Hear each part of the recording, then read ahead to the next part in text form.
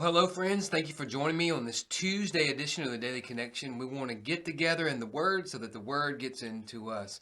Today, we're looking at the book of Nehemiah. I almost said Jeremiah, Nehemiah. I tell you, of all the books of the Old Testament that seem to receive a lot of attention, Nehemiah might be one of those that receives some of the most, just because it's so inspiring. It's a reminder that we're oftentimes challenged in this world, and in those challenges we face, we've got to persevere. We've got to keep focused on what our purpose is, and all that goes back to our calling. And that's what we see in the first couple of chapters, first 2, 3 chapters of Nehemiah. We see a man who feels called of God to step into a very desperate and discouraging situation. Jerusalem's been ransacked for several years now, decades even. And now Nehemiah has been made aware of it by a relative, and so he's now deeply discouraged about it, and he senses a conviction from God that he is the man who will go back and be the one to lead the reconstruction of Jerusalem. And starting with the wall, and then eventually translating into the temple, of course. So we go on through chapters 3, 4, 5, 6, and we see the challenges they face. And then we see this statement in chapter 6. So pick up with me in verse 15 of chapter 6. So it says, the wall was completed in 52 days. On the 50th day of the month, on the 25th day of the month, Elul, when all our enemies heard this, all the surrounding nations were intimidated, and they lost their confidence. For they realized that this task had been accomplished by our God. All right, so I kind of mentioned it leading into the reading that they face a lot of challenges. They face the challenges of 3 enemies outside of it. You had Sanballat, you had Tobias, you had Gershom, an Arab.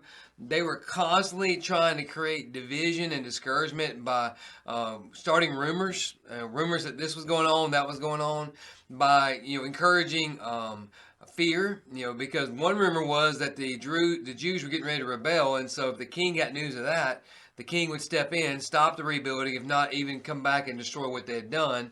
There was constant discouragement with rumors, constant discouragement with statements that were being circulated within the camp. There was just the overall discouragement of the condition that they inherited. They got there, saw the utter destruction. Many of the stones in the buildings had been burned, and so they weren't sound in their structural integrity. They really weren't going to be good for reusing. Just a lot of things were stacked against them, and yet despite that, because Nehemiah sensed the call from God to do this, because that purpose was so strong in him, he refused to let any of that discourage or dissuade him or distract him, for that matter.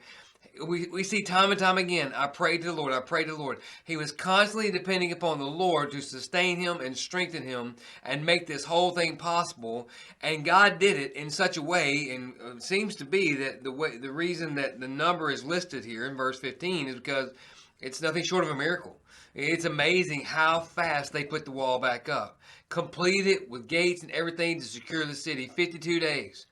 And by doing it so quickly, it became evident to all the people of the surrounding region, that this was not just the efforts of the Jews, that there had to be a supernatural power working in behind the scenes, working in them and through them. And so it says they were discouraged, they were intimidated. Why? Because they knew that the Lord was the only one who could have made this possible. And that's what Nehemiah knew the whole time. And I think that's what we need to be reminded of today. Oftentimes, we are called by God to a specific purpose. Now, it might not be to the magnitude of this, of rebuilding the wall of an entire city. It may just be simply going to someone's house and encouraging them, going to someone's house and confronting them. It may be walking across the room to engage somebody with the gospel. It may be leading a small group. It may be participating in worship in some way. All these different things are possibilities, but they're not exhaustive, obviously.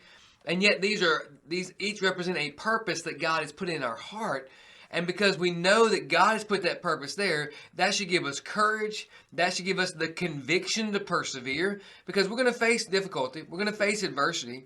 We're going to get shot down in terms of somebody saying, no, I'm not interested, or we're going to get discouraged because somebody's inevitably going to say, why are you doing this? You're not that good. The opinion of others that we oftentimes put way too much credit to, we give too much credibility to. We're going to get discouraged. We're going to face hardship. But we've got to have the heart of Nehemiah that says, you know what? God called me to this, not you. And it's God's purpose that I'm pursuing, not yours. I'm not your entertainment. And I'm not here for necessarily just for you. I'm here because God sent me here. We've got to have that level of conviction, both individually and as the church. And that goes for the church local and for the church national. Because every time it seems like I watch a news story, inevitably something's going to be brought up about the fact that our nation, belief and faith in terms of people ascribing to one continues to decline. Those claiming to be atheists continues to increase, which honestly, I got some doubts about those questions, but that's neither here nor there. That's for another day. And that can become discouraging. That can become overwhelming because it's showing up in our morality. It's showing up in the way that we feel about certain key ethical issues of family, of life. And it's easy to get discouraged in that. It's easy for the church to give up. It's easy for believers to give up. But we need to understand we have received a calling from God. In a general sense, the commission. In a specific sense, our call to His salvation and our call to His service. And He has put a purpose in our heart. He's put a purpose in your heart. And don't let the outside influences discourage you. Don't let the overwhelming odds disappoint you and dissuade you from pursuing God's purpose. Focus on it. Stay committed. Stay completely dependent upon the Spirit of God, empowering you, guiding you, leading you. And then just don't give up. Don't give up. Stay committed. Nehemiah and those he led stayed committed. They finished the wall. The nations understood that it wasn't just the Jews. It wasn't just Nehemiah's leadership. It was a holy God empowering these Jews to do what they did in a record amount of time. And it had a far-reaching effect. And the same will be true for us. Well, I pray your week's going well. You got one day behind you. But let's don't think of it that way. Let's think of it, hey, yesterday was a day of opportunity and purpose. And so is today. Pursue that purpose passionately. Don't get easily discouraged.